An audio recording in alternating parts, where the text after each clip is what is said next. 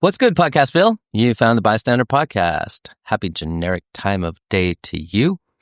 Big shout out to Tideland Magazine for their sponsorship, as well as Blue Canary Auto, both in Bremerton and Bainbridge Island. And to Joe and Mary down there at Sound Reprographics, you do a great job, and thank you for your support. Today, I have some guests from Kids in Concert. Kirsten, you run the show a little bit. I'm the program director. Yeah.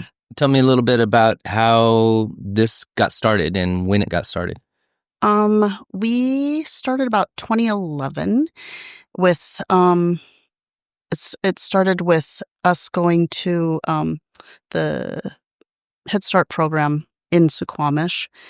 And from there, we chose 11 4-year-olds to learn how to play the violin. 11 4-year-olds on violins is a lot. And we were doing that at Rolling Bay Hall.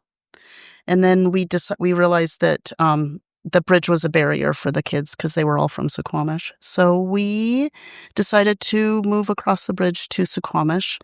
And now we have 80 kids that play violin, cello, viola, bass, percussion, and sing in a choir.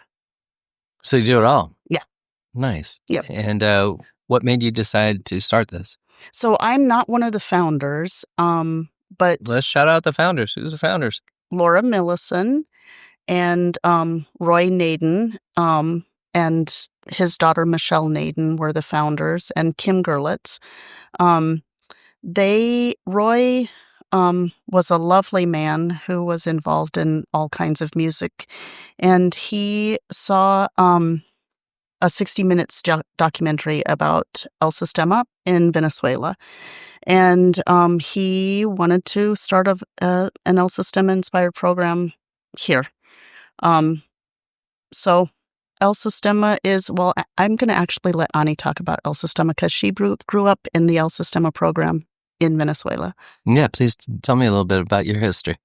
Yes, I'm Ani Torres, and I'm originally from Venezuela. I grew up at El Sistema doing different kind of things. I was a student, and then a mentor, and then a teacher, and then a manager.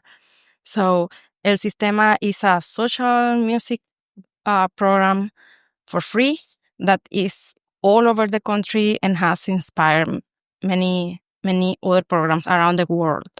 We have amazing people that came out from El Sistema, as Gustavo Dudamel, who is the director of LA Philharmonic. And we have people in Europe and Asia playing, conducting, teaching, managing. This program has 50 years. This is the 50th anniversary of El Sistema. And attend right now more than 1 million of kids in Venezuela. Wow. Very substantial program. Can you get both of you guys to get a little closer to your mics? And who have we brought here? Is this your star student? This is Ava. Ava is one of our seniors, and she's been with KIC since 2020, I think, which would be 7th grade for me. Ava is a violinist, and she is one of the writers of our summer musical. We put on a summer musical. We have a musical theater camp every summer that's for 1st through 6th graders, and it is written, choreographed, designed, directed by teenagers.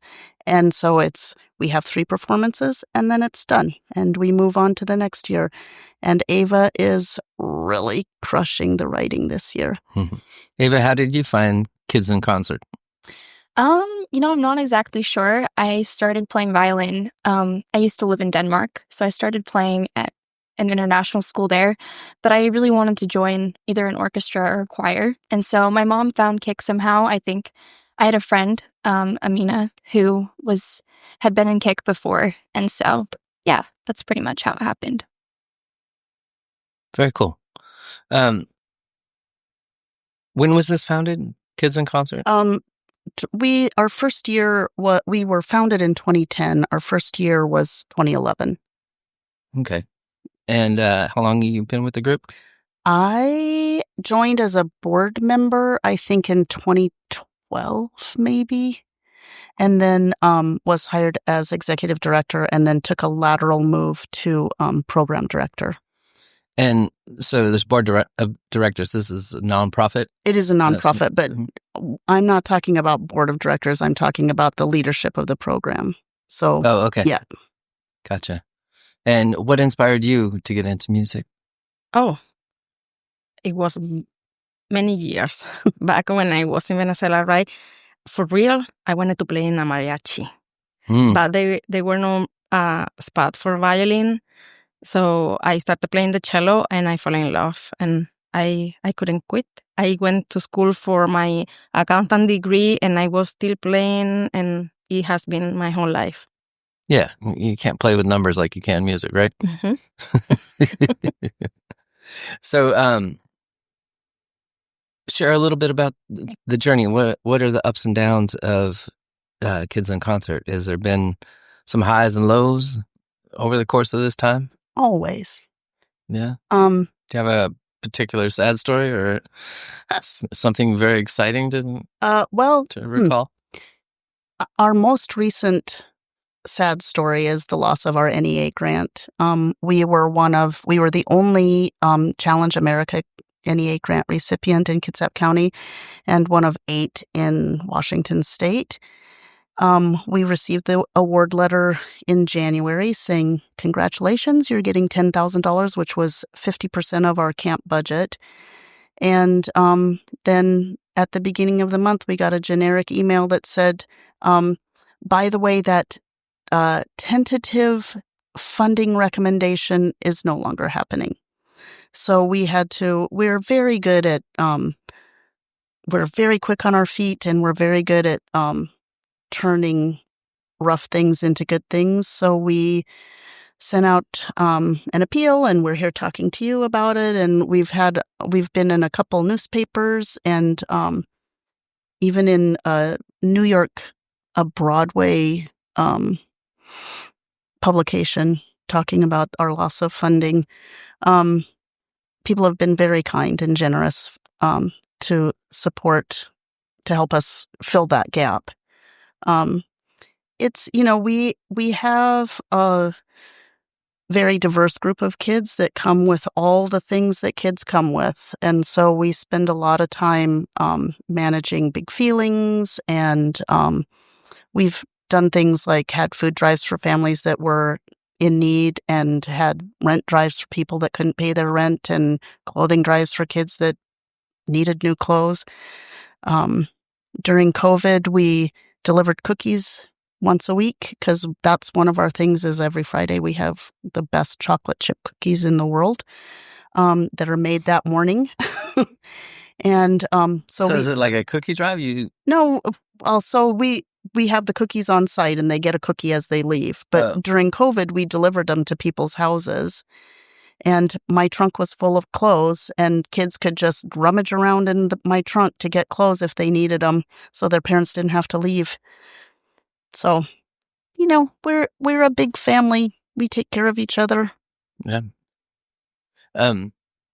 What has inspired the three of you to stay in this group and work so diligently towards getting funding and growing this group out? Oh, it's beyond music, right? We are a music center program, but it's beyond that. Beside the skills that you gain when you practice music, life skills, it's not just about playing in an orchestra. We have a group of 80 kids right now in our regular activities. That's incredible. That's awesome. It is amazing from every background. And talking about our musical theater camp, we have 55 kids enrolled this year, plus 20 mentors, 20-something mentors. It's a huge number of families, people, kids involved. So that inspires me every day. I can see that. Like there's a commonality of being in a group that inspires others to continue to come back. Like if you get a gym buddy, you have accountability buddy. So yeah, I have friends from the orchestra when I was a kid, more than 30 years ago back in Venezuela. We're still friends, we're family. And I want to offer that to the kids, what I got from music from the school that I went to in Venezuela. I am inspired to build the same and to work for the same here. What's your instrument of choice? Cello. That's it. That's how, when I first started speaking Spanish, that's how I said hello. Cello. Hey, how do you have your personal styles affect the group? There's leadership when you talk about it and people that go out and find grant money and organize things and stuff like that. But there's also leaders who lead through performance. How do you guys lead? I dance. You dance? The kids. That's awesome. And I speak a little bit of Spanish with them to let them know some little words. And I dance while I'm playing. How do you dance with a cello? Like, is that like you got your arm around? I mean, the you're stem? playing and you can move. Oh, look at you. Buddy. Wish everybody else could see that. What about you two? So I'm kind of the auntie, and the kids. Anti-dancing? No, dancing? I love dancing. You're I'm the like, auntie. Yeah. Gotcha. Yeah, and the kids know that if something weird is going to happen, it's probably going to be because of me. Like, for instance, I might show up with a large googly eye in my glasses and just look at them, or I might come with a fake nose and Or mustache. Or a mustache. I do love a mustache. Yeah, the kids know that if they're having a rough time, they'll come and snuggle with me because, I have the available lap usually. I can duck out of a rehearsal to go help a kid out. So I think that's where I lead, is just the weird comfort. And how do you lead, Ava? I feel like I try to listen a lot to the kids. I think what's cool is that Laura, our conductor, is always reminding us to listen to each other across the orchestra. And I feel like I try to do that when I'm talking one-on-one with the kids and just really try to make sure that they're feeling seen and supported, because I feel like all the teachers at KIC do a really great job of that. So I try to replicate that too. Are you one of the oldest kids in the group? Yes, there's 5 seniors this year, and I'm one of them. And what's the majority age group? Young ones or middle age? Or? We're pretty evenly divided. It's 1st grade through 12th grade. And we have 3 teams. Thursday kids, which are the beginners in the program, and mostly first graders, I would say. Oh, we have a lot of 3rd graders too. Yeah. Well, yes. The beginners in the program. Oh. And then we have Team A and Team B. Team B is mostly elementary schoolers, and Team A is middle and high schoolers. Mm-hmm. And they're kind of the same amount of kids on each. How long do kids usually stay in the program, and how often does the program meet? We meet the regular Team A, Team B program meets 3 days a week, and then the Team Thursday kids come in on Thursdays and Fridays. Kids stay in. I mean, we've got kids that were in our Head Start program. We've got 3 kids that were in that Head Start program, however many years ago it was. We have a kid that graduated from KIC and now is working with us. Yeah. Very cool. Yeah.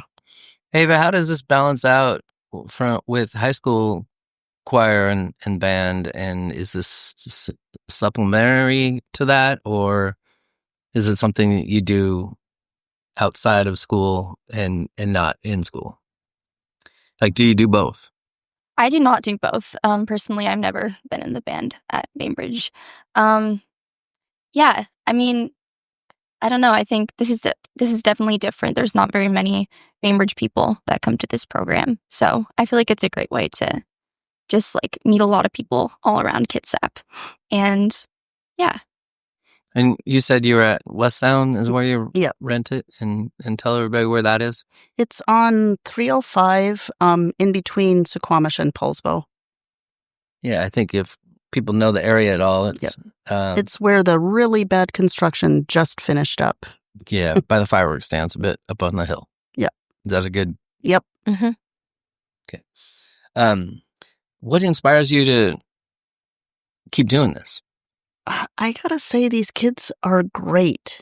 Do you think if you weren't doing music, you'd still work with kids somehow? Yeah, I always have worked with kids. Yeah. Kids are pretty damn cool. They're the best. They're such little nutheads, and I really enjoy them. Sorry, Ava. That wasn't meant towards you. Ava's the nuttiest of the nutheads. Yeah, I am. So we have a mentor model. So when our kids become sixth graders, they become student mentors, and they will help set up snacks, help set up the rooms. Then when they get into high school, they have more responsibility, and they will start teaching kids. They'll come in on Thursdays and work with the little guys. And because we live and work in a rural area, it's pretty hard to find music teachers that aren't teaching in their own studios. So we rely heavily on our teenagers, and they just kill it. They do such a good job. And it's very much a community. The little kids seek out the older kids. They ask them for advice. They ask them for homework help. It's really just a lovely place to be. And that's what keeps me going. It is an amazing community. For real, we look for each other, all of us, not just teachers to students, mentors to little kids. No, we all for each other. And we happen to play music together, so. Well, what's the mission statement for this organization? What is the mission statement? I actually have looked at it recently for writing college supplements. I'm not sure the exact words, but I think it's to provide like free music education for everyone, something along those lines. Yeah. So, that's an awesome mission statement, and I think that jives from what I heard as well. I don't know why my phone keeps going off. I have it on airplane mode. I have the sound off. I have Bluetooth off. I have everything off, and it's still buzzing. So please excuse that. I would turn it off, but I have my notes on there. And I will say, I do know the mission statement. It's just that it's left my brain. It's all right. We're all good with it. What was the other thing I wanted to say? What kind of challenges do you guys have during COVID times? That was hard because we started out having outdoor ensembles until it got too cold. And then we were giving lessons online, but that was before Zoom had a music mode. And so the minute a kid would start playing the music, the sound would cut out. And it's really hard to tune an instrument online. Yeah, I bet. So we would have drive up instrument tuning. It kind of was, I don't want to say fun, but it was definitely like, we're all in this together. It was hard, but and so we had outdoor lessons. Yeah. Not just in our place outside, but also I came to some houses to have lessons outside. Yeah, I did too. Yeah. Yeah, my violin teacher, Deborah, she came over like once a week. Yeah. And we would practice outside. And it was I would say it was really special during COVID because I didn't get the opportunity to see anybody from KIC. Right. We had that. Yes. Yeah. We had the opportunity to work with the kids outside wearing masks. It doesn't matter. We play anyway. Yeah, that was quite the times, but there's something to be said. Like in COVID times, we always say, I wish I had time to do this or that or learn the piano or whatever. Well, you had a couple years to do that, Mhm. you know, and going outside and practicing whatever instrument you're playing, you know, on your porch or something. Yep. Kind And of brings you back down to earth a little bit. You know, it's that not go. we decided to have a spring break camp in 2021 that was an outdoor bucket band camp. And that was the first time the kids had seen each other in months. And it was so spectacular. They had so much fun. Did you go to that? I don't think so, but I went to one of the chamber groups, Oh, yeah. like chamber camps. Yeah. Yeah. How has this organization evolved over time? Um, I mean, you guys been together like 15 years or so? mhm. Right about that? I think that the original idea was that this was going to be a large full orchestra program, much like the programs in Seattle or LA, but we live in a rural area, and so we had to adapt to the teachers we could find and to the students that we had. And so we have definitely become much less of a like fine orchestra program and more of a youth development program. And we just take kids as they are. We celebrate every small success that they have, even if it's getting their instrument out or coming out from under a table. We celebrate that. Can you give me some examples of things you've celebrated accomplishment-wise in the past? Yep. So, like I said, the small things. We did have a kid who spent every day under a bench.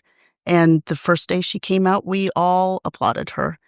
And then when she got Like she was shy and she just did not want to be there. Yep. It was hard and she didn't want to be there. And she came out from under the bench finally and she felt more at ease Welcome. enough. Yeah. And then she got out her instrument and she's doing great. We've had one of our grads, actually, this is my favorite.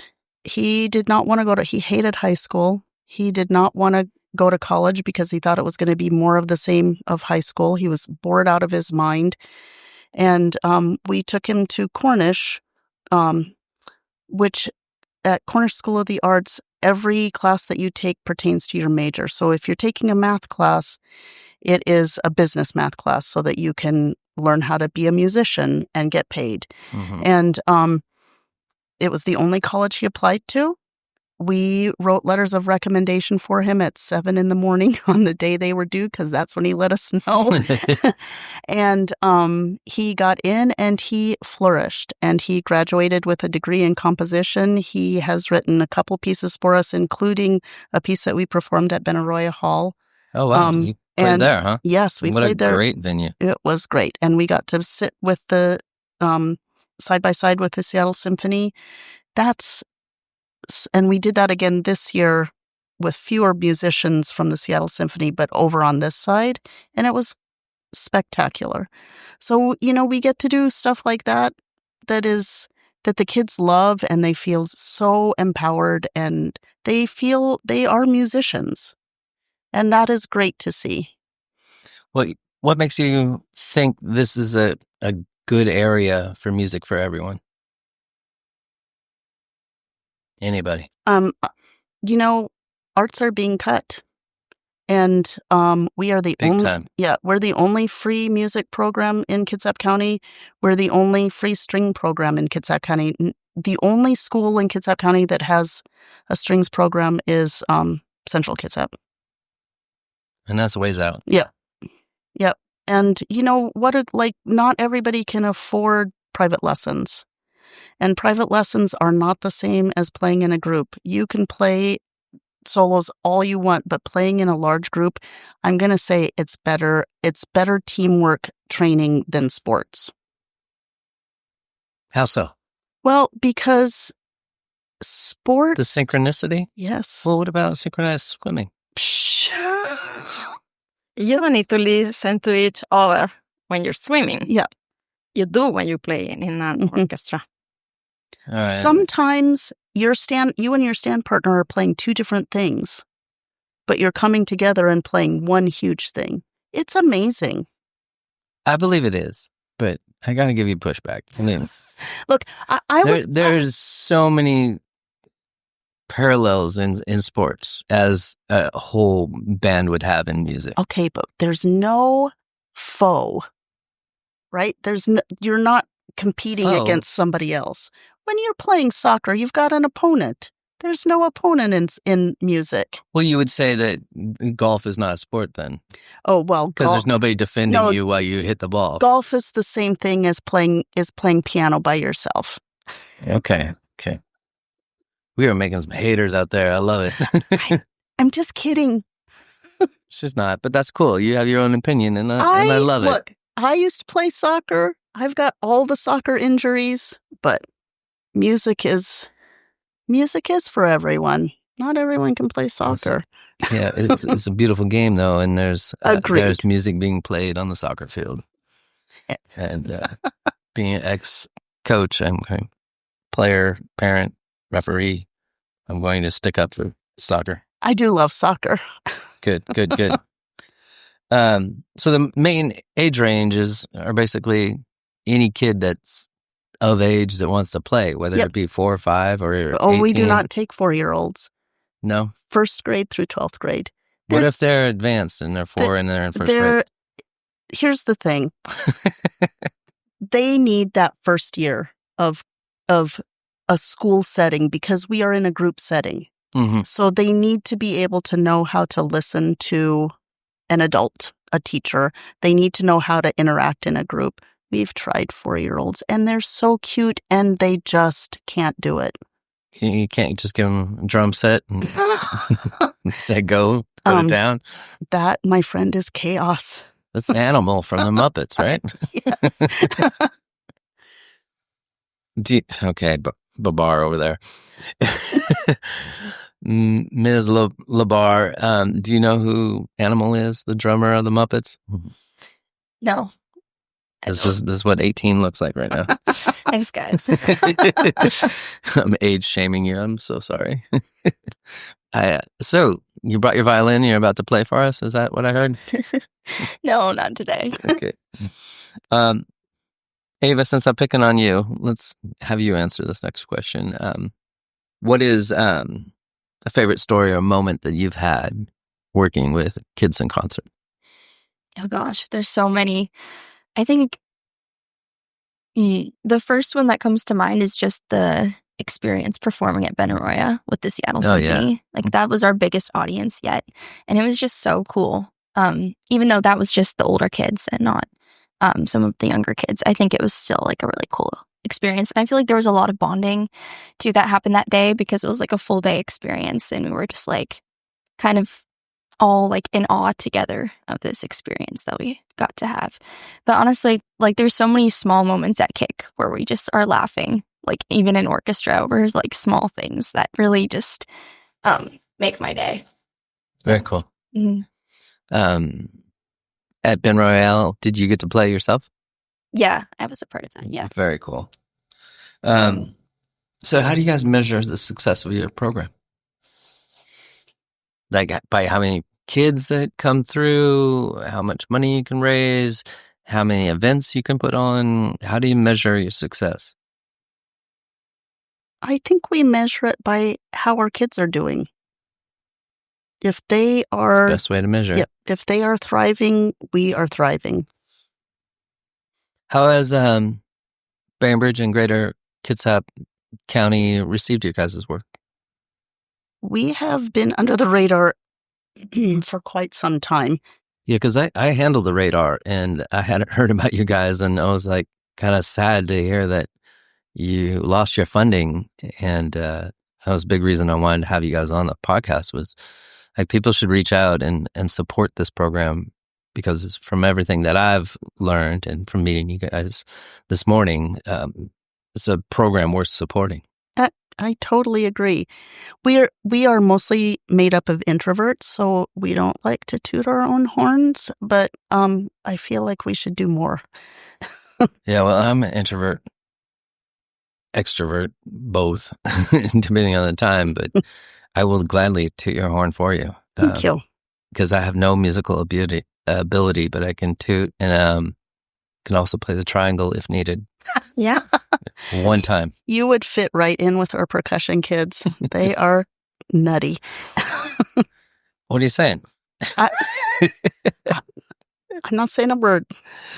So speaking of nuts and me fitting in, how do you guys go about inclusiveness and handling diversity? Like, I'm a really bad triangle player, but I really want to get in your group. I have money, but I don't want to give you any money. How do I fit in? If you want to be there, you fit in. Our only requirement is that you show up and you participate willingly. There's an age thing, right? Well, yes. I can't be like a 58-year-old Please, senior. no. I mean, if you want to come and volunteer, absolutely. Yeah, I'm volunteering my time with you right now. Thanks for the offers. Yeah. Hey, what type of role do the caregivers and the parents play in this, besides just dropping them off and saying, oh, I got an hour to myself because these people are giving me a free musical lesson for my kid? Is there people that abuse the situation, or is everybody kind of thankful, and do they participate themselves? So I will say that abuse is the wrong word, I think. There are parents there are parents that need that time. Yeah. And that's fine. And there are parents who absolutely help us out, and that's also great. The parents I would say are exceedingly grateful that we have this program because they see the growth in their kids. And so they're going to do whatever it takes to keep us going. Very cool. Do you believe that music is a necessity for children while they grow up? A necessity? Is it something that all children should do? Yes. I would say any extra activity beyond besides school. Yes, but music has so many benefits. So many. Yeah, because I understand that there's a hard push for language and athletics, but not necessarily music. Well, sadly, no in this country so far, but in a country like Venezuela, yes, there is a lot of effort putting in music because we can see the benefits, and we have been seeing that for 50 years with El Sistema. But before El Sistema, that's why El Sistema was created, to support the music education. Mm-hmm. Yes, every kid should have at least a little bit of music experience. At least an introduction to it. Yeah. Mm-hmm. Yeah, I agree. The great thing about playing music is this hand is doing one thing and this hand is doing another thing. And if you have a brain injury, it helps heal that. There's two things that really help heal a cross-brain injury: yoga and playing music. It's kind of magic. Yeah, sometimes when I've done yoga, there's sound baths in there as well, and it heightens the experience so much. To hear that. Yeah. What are your hopes for Music for Everyone and Kids in Concert? Well, I really dream about connect with more local programs or schools. Yeah, do you guys collaborate with schools in any fashion? No. It's kind of a complicated question. Ani and I do volunteer at Suquamish Elementary, so we're making inroads that way. And the music teacher there loves us and would like to have a collaboration with us. But it's hard because, teachers don't get to do what they want. So they have administration telling them what they can and can't do. So, but most Sistema programs are in schools. We just happen not to be in one. I would say if we were in a school, we wouldn't be able to have the age range that we have. You wouldn't have the diversity either, right? Because you'd have to be solely taking care of that school's needs and not everybody's needs, right? Like you're doing now. Mm-hmm. Yeah. Yeah. And, you're absolutely right. Well, how can people support what you're doing? And also, how can kids that are interested get involved? You can come to our website, www.kidsinconcert.org. Stop. We don't say www anymore. What? No. I'm so old, though. I'm so old. Kidsinconcert.org? .org. Yep. There you go. Kidsinconcert.org. And there's a link to donate, and there's a link for more information. Our musical theater performances are July 17th at 2 and July 18th at 2 and 5. They're outside. Bring your own chair. And they are free. And they're hilarious. Very cool. I should get you next to the Music Guild. There's a theater there. My friend Katie Henderson, who's in the building right now, just bought that, and she's interested in having as many people use that venue as possible. And I think it's a 100-seat theater. It's real beautiful, and people don't really know it. It's in Rolling Bay, adjacent to the Music Guild. So maybe we can work something out after we get done with this. Yeah. And get you guys here on the island doing a free concert. Actually, I just talked to Ann Lovejoy about playing for her church. We'll play anywhere. We love playing. Very cool. Well, you can bring everybody here into the studio, and we can have a little concert and give everybody a little taste. That would be great. Oh, yes. That would be great. Or maybe we can go over to the Music Guild and fit in the whole thing. Yeah. Or the church adjacent to the Music Guild. I got ideas. Let's get some music flowing. Okay. All right. Kids in Concert. Go check them out. Please, if you can, make a donation to keep this program going. It's a thoughtful, incredible program that we should support. And like I always say, it's tough to be a maven, a creator, someone who does something in the arts. So your support is really needed. Thank you, ladies, for coming in today. Thank you. Thank you. It was real nice talking to you and meeting all three of you. You've been listening to Bystander. Be kind. LeRoy Bell, take us out of here.